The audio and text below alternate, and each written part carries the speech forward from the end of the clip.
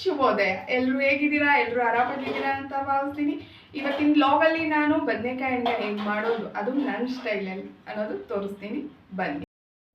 ಬದನೆಕಾಯಿ ಹೆಣ್ಗಾಯಿ ಮಾಡಲಿಕ್ಕೆ ನಮಗೆ ಹುರಿದ ಶೇಂಗಾ, ಒಣ ಕೊಬ್ಬರಿ ಇದನ್ನು ಹುರಿಬೇಕು, ಎಳ್ಳು, ಅಚ್ಕಾರದ ಪುಡಿ, ಹವೇಜ್ ಪೌಡರ್, ಸ್ವಲ್ಪ ಬೆಲ್ಲ, ಸ್ವಲ್ಪ ಗರಂ ಮಸಾಲ, ಬೆಳ್ಳುಳ್ಳಿ, ಆಮೇಲೆ ಹುಣಸೆ ಹಣ್ಣು ನೆನೆಸಿಟ್ಕೊಂಡಿರಬೇಕು.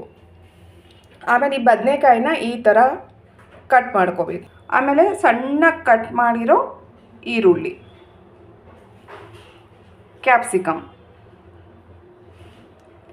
ಈ ಎಲ್ಲ ಪದಾರ್ಥನ, ಈ ಪ್ಲೇಟಲ್ಲಿರೋ ಎಲ್ಲ ಪದಾರ್ಥನ ನಾವು ಮಿಕ್ಸಿಯಲ್ಲಿ ಹಾಕಿ ರುಬ್ಕೋಬೇಕು.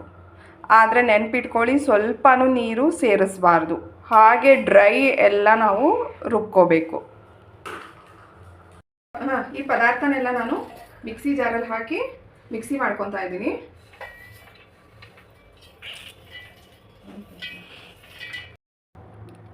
ಇವಾಗ ಇದನ್ನೆಲ್ಲ ರುಬ್ಕೋಬೇಕು. ತುಂಬ ಸಣ್ಣ ರುಬ್ಬಾರ್ದು.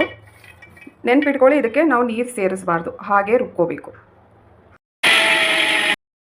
ರುಬ್ಕೊಂಡಿದ್ದು ಮಿಶ್ರಣನ ಒಂದು ಪ್ಲೇಟಿಗೆ ನಾವು ಟ್ರಾನ್ಸ್ಫರ್ ಮಾಡಿ, ಅದಕ್ಕೆ ಈ ಥರ ಸಣ್ಣಗೆ ಹೆಚ್ಕೊಂಡಿರ್ತೀವಲ್ಲ ಈರುಳ್ಳಿನ, ಅದನ್ನು ಹಾಕಬೇಕು. ನನ್ನ ಹತ್ರ ಟೊಮ್ಯಾಟೊ ಇರಲಿಲ್ಲ, ಇಲ್ಲಾಂದರೆ ಟೊಮ್ಯಾಟೊನೂ ಸಣ್ಣ ಕಟ್ ಮಾಡಿ ಇದಕ್ಕೆ ನಾವು ಮಿಕ್ಸ್ ಮಾಡಬೇಕು. ಇದನ್ನೆಲ್ಲ ಹೀಗೆ ಎಲ್ಲ ಕಡೆ ಈರುಳ್ಳಿ ಹೋಗಬೇಕು, ಆ ಥರ ಸ್ವಲ್ಪ ಕೈಯಿಂದ ಈ ಥರ ಮಿಕ್ಸ್ ಮಾಡ್ಕೊಳ್ಳಿ. ಈ ಥರ ಕ್ಯಾಪ್ಸಿಕಮ್ ಈ ಥರ ಕಟ್ ಮಾಡ್ಕೊಂಡಿರ್ತೀವಲ್ಲ, ನಮ್ಮ ಬೀಜ ಎಷ್ಟಾಗುತ್ತೆ ಅಷ್ಟು ತೆಗೀರಿ. ತುಂಬ ತೆಗಿಲಿಕ್ಕೆ ಹೋದರೆ ಏನಾಗುತ್ತೆ, ಇದೆಲ್ಲ ಫುಲ್ ಕಟ್ ಆಗಿಬಿಡುತ್ತೆ. ಸೊ ನಾನು ಎಷ್ಟು ಸಾಧ್ಯನೋ ಅಷ್ಟು ಬೀಜನ ತೆಗ್ದಿದ್ದೀನಿ ಒಳಗಿರೋದು. ಈ ಥರ ಒಳಗಡೆ ಈ ಥರ ಕಟ್ ಮಾಡ್ಕೊಂಡಿರ್ತೀವಲ್ಲ, ಈ ಥರ ಸ್ಟಫಿಂಗ್ ಇರುತ್ತಲ್ಲ, ಇದನ್ನು ಈ ಥರ ಸ್ವಲ್ಪ ಸ್ವಲ್ಪ ಹಾಕಿ, ಈ ಥರ ಎಲ್ಲ ಕ್ಯಾಪ್ಸಿಕಮ್ಗೂ ಈ ಥರ ಸ್ಟಫಿಂಗ್ ಮಾಡ್ಕೊಳ್ಳಿ. ಬದನೆಕಾಯಿನೂ ಅಷ್ಟೇ ಈ ಥರ ಮಾಡಿ, ಈ ಥರ ಒಳಗಡೆ ಸ್ಟಫಿಂಗ್ ಮಾಡ್ಕೊಳ್ಳಿ. ಅದೇ ಏನೇ ಆದರೂ ಸ್ಟಫಿಂಗ್ ಬೀಳಲ್ಲ, ಇದೇ ಥರ ಇರುತ್ತೆ. ನೀವು ಎಷ್ಟು ಫ್ರೈ ಮಾಡಿದ್ರು, ಎಷ್ಟು ಏನು ಮಾಡಿದ್ರು ಅದು ಇದೇ ಥರ ಇರುತ್ತೆ, ಯಾವುದು ಬೀಳಲ್ಲ. ಹಾಗೂ ಈ ಥರ ಸ್ಟಫಿಂಗ್ ಮಾಡ್ಕೊಳ್ಳಿ. ಈ ಥರ ಎಲ್ಲ ಬದನೆಕಾಯಿನೂ ಈ ಥರ ಮಾಡಿ ಇಟ್ಕೋಬೇಕು. ಈ ಥರ ಎಲ್ಲ ಎಣ್ಣೆ ಒಳಗೆ ಹಾಕಿ ತುಂಬ ಪ್ರೆಷರ್ ಹಾಕಿ ಕಲಿಸ್ಬಾರ್ದು, ಸ್ವಲ್ಪ ಲೈಟಾಗಿ ಹಾಗೂ ಈ ಥರ ಸ್ವಲ್ಪ ಈ ಥರ ಕೆಳಗೆ ಮೇಲೆ ಎಲ್ಲ ಮಾಡಬೇಕು. ಆಮೇಲೆ ನಾನು ಅರಿಶಿನ ಪುಡಿ ಹಾಕೋದನ್ನು ಮರ್ತುಬಿಟ್ಟಿದ್ದೆ, ಇವಾಗ ನಾನು ಆ್ಯಡ್ ಮಾಡಿದ್ದೀನಿ. ಈ ಥರ ಇದು ಎಣ್ಣೆಯಲ್ಲೇ ಸ್ವಲ್ಪ ಹೊತ್ತು ಫ್ರೈ ಆಗಬೇಕು. ಇವಾಗಲೂ ನಾವು ನೀರು ಹಾಕಬಾರ್ದು, ಅದು ಎಣ್ಣೆಯಲ್ಲಿ ಫ್ರೈ ಆಗಿದ ಮೇಲೆ ಆಮೇಲೆ ಹಾಕಬೇಕು. ಆಮೇಲೆ ನಾನು ಸ್ಟಫಿಂಗಿಗೋಸ್ಕರ ಮಾಡ್ಕೊಂಡಿದ್ನಲ್ಲ ಈ ಮಸಾಲ, ಇನ್ನೂ ಇಷ್ಟು ಉಳಿದಿದೆ ನಂದು. ಸ್ಟಫಿಂಗ್ ಮಾಡಿ ಅದಾದಮೇಲೂ ಇಷ್ಟು ಮಸಾಲ ಉಳಿದಿದೆ ನಂದು. ಇದನ್ನು ನಾನು ಆಮೇಲೆ ಆ್ಯಡ್ ಮಾಡ್ತೀನಿ. ನೋಡಿ, ಈ ಥರ ಎಣ್ಣೆಯಲ್ಲೇ ಫ್ರೈ ಆಗಬೇಕು ಇದೆಲ್ಲ, ಬದನೆಕಾಯಿ ಮತ್ತು ಕ್ಯಾಪ್ಸಿಕಮ್.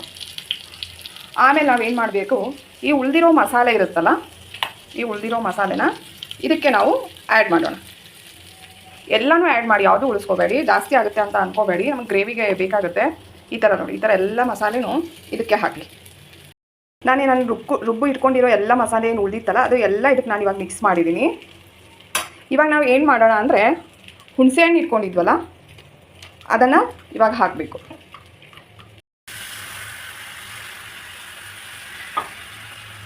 ರುಚಿಗೆ ತಕ್ಕಷ್ಟು ಉಪ್ಪು ಹಾಕೋಣ. ನಾನು ಇವಾಗ ಅದು ಕುದೀಲಿಕ್ಕೆ ಎಷ್ಟು ನೀರು ಬೇಕೋ ಅಷ್ಟನ್ನು ಹಾಕಿ ಲಿಡ್ ಕ್ಲೋಸ್ ಮಾಡ್ತಾ ಇದ್ದೀನಿ.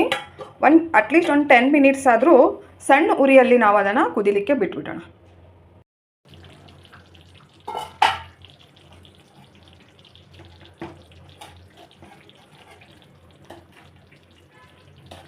ಬದನೆಕಾಯಿ ಹೆಣ್ಗಾಯಿ ರೆಡಿ ಆಯಿತು.